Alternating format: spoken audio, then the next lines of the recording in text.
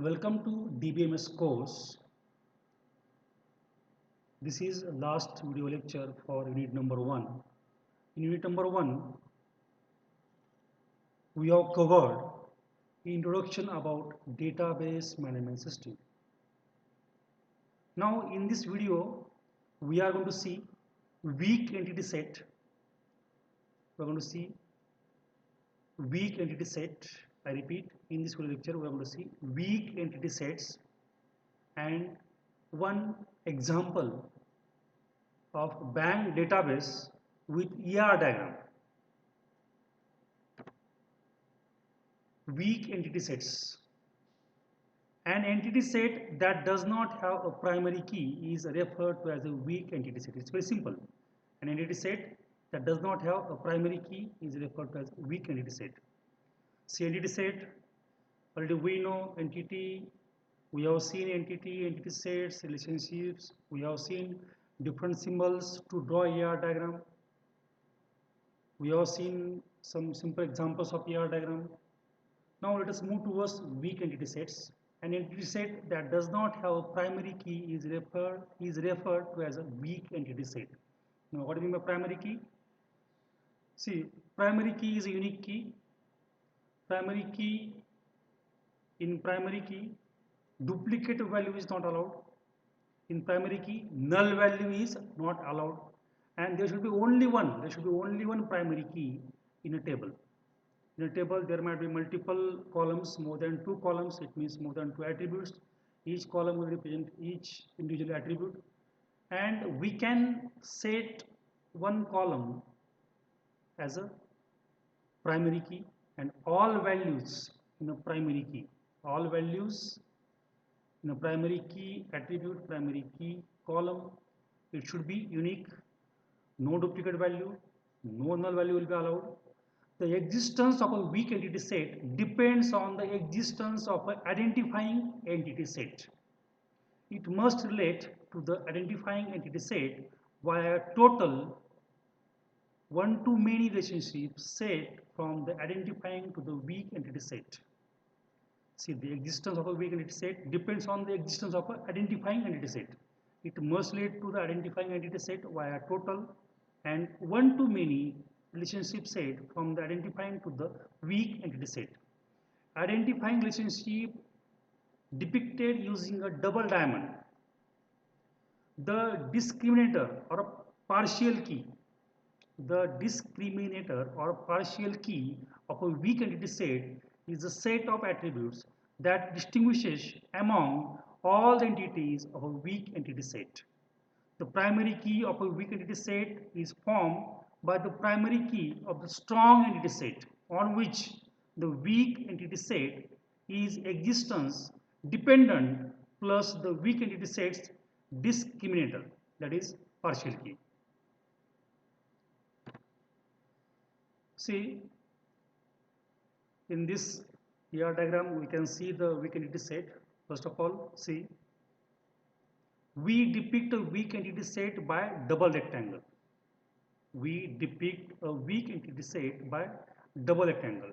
See, in this diagram you can see double rectangle for the payment entity set. There are 2 entity sets, one is a loan and second is payment. And there is one relationship set, that is a loan payment. See, payment is having double rectangle. We depict a weak entity set by double rectangle. So payment is weak. What we can say? It is a we depict a weak entity set by a double rectangle and payment is weak entity set. I will say payment is weak entity set in this ER diagram. We underline the discriminator of a weak entity set with a dashed line. See, that is a payment number. Here payment number is having dashed line and we underline the discriminator of a weak entity set with a dashed line. See, what is meant by discriminator? See, it is a partial key. Payment number, discriminator of the payment entity set, primary key for a payment, loan number, comma, payment number. See, in this ER diagram there are 2 entity sets, loan and payment. Loan is having attributes loan number, amount, and payment is having attributes payment number, payment date, payment amount. See, loan number is a primary key, and payment number, it is a discriminator of the payment entity set. This is about the weak entity sets.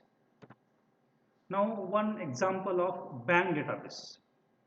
Now, how to draw ER diagram, how to model ER diagram for bank database. Before drawing ER diagram for bank database, before modeling ER diagram for bank database, let us understand the functioning of bank. Before drawing ER diagram for a bank database, let us understand the functioning of bank. See, in a bank there are many departments. Loan is one department. Account opening is one department. Again, in loan there are different types of loan departments. Agricultural loan department is different. Personal loan department is different. Then what we can say, educational loan department is different. Then vehicle loan department is different, home loan department is different. Then in a bank there is one department which department is going to keep the data of employees of bank, employees, their designation, their salary, their daily attendance, etc. will be maintained by one department.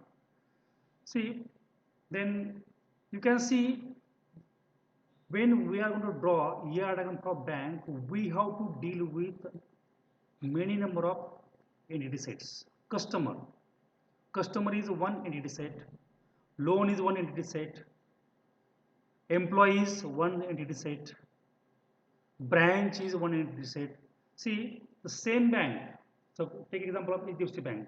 HDFC is having many branches. HDFC is having many branches, so branch is one entity set. That entity set is having what we can say similar properties like branch name, branch city, assets, etc. Okay. Now, see, before drawing ER diagram for the bank, first we deal with number of departments of that bank. That may be employee department. That employee department will look after the data of employees. In that, they are going to store the information about the employee name, employee number, then employee's joining date, then employee ID, then department name, then employee's salary, then employee works for, whether he is a worker, whether he is a manager. Okay. Then the loan department is going to keep the data of loan, different types of loan, the amount of loan, then the customer. See, again there is one department, that is account opening department. In that, see, now you can open account. While opening account, you are going to enter some information. That information will be stored. Then see, there are multiple departments in a bank. There are multiple entity sets, and these entity sets, they are going to associate with each other. Now we use the lines. These lines are used to link attributes, and lines are used to link attributes to entity sets, and lines are used to link the entity set to relationship set. See, in this example, you can see the borrower is the relationship set between customer and loan. Customer is having attributes. Attributes have been represented by ellipse. Then you can see the double ellipse. By using double ellipse, we can represent the multi-valued attribute. The attribute which is having multiple values. For example, phone number. See, for a single customer, there might be multiple phone numbers. So it is a multi-value attribute. Then dashed ellipse, it represents the derived attribute. For example, age of the customer. Age of the customer will be changed per year, but the date of birth will not be changed. So age can be derived from date of birth. So the age attribute will become the derived attribute. Now we are going to link different entity sets, their relationships with lines. You can see the branch is one entity set, it is having attributes. You can see the branch is one entity set, it is having attributes like branch name, branch city, assets, Then customer is one entity set. It is having attributes like customer ID, customer name, customer street, customer city. Now loan is one entity set. It is having attributes like loan number, amount. Now customer entity set and loan entity set, they are going to associate with each other with the help of relationships set borrower. Then see the customer banker, this type will be represented by using ellipse. All attributes, all attributes are represented by ellipse. The multi-value attributes have been represented by double ellipse. Derived attributes have been represented by dotted ellipse. Then you can see double rectangle, that is a weak entity set. Now in this example, payment is weak entity set. Payment is weak entity set. It has been represented by double rectangle. Then you can see the payment number. See payment number, it is having some see in payment entity set, it is a weak entity set. It is having attributes. Weak entity set payment is having attributes like payment amount, payment date, and payment number. Now this payment number is having dashed line, and see that payment number, it is a discriminator of the payment entity set.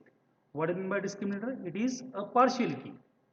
See partial key of the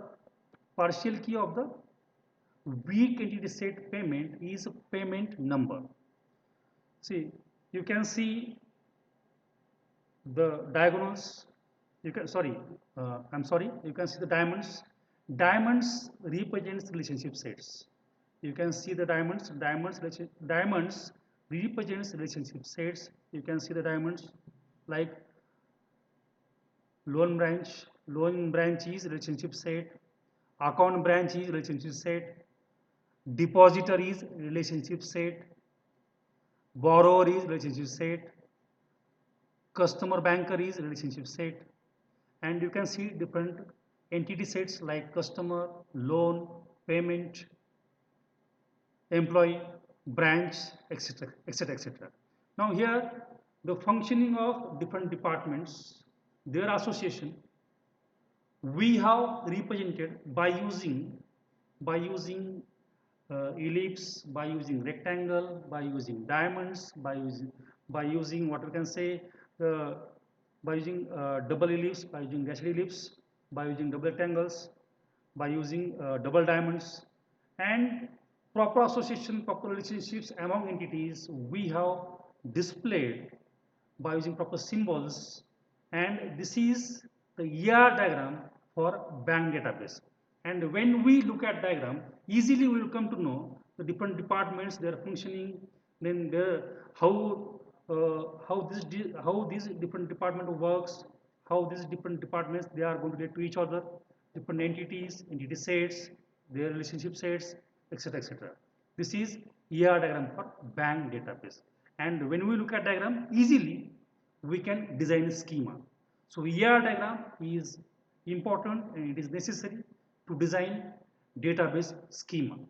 Thank you.